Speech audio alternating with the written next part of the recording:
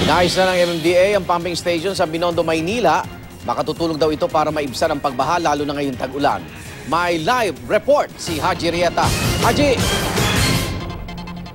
Yes, Sigan, katatapos lamang itong inauguration nitong Binondo pumping station dito nga sa Binondo, Maynila. At ito'y matapos dumaan sa rehabilitasyon. Ang MMDA ang nanguna sa rehabilitasyon nito kasama ang ilang foreign donors.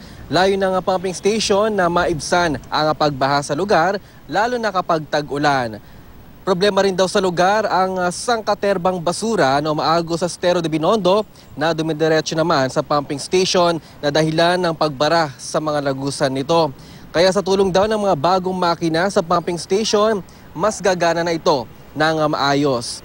22 million pesos igan ang pondo sa rehabilitasyon sa 3 pumping station kabilang na ang nasa Binondo.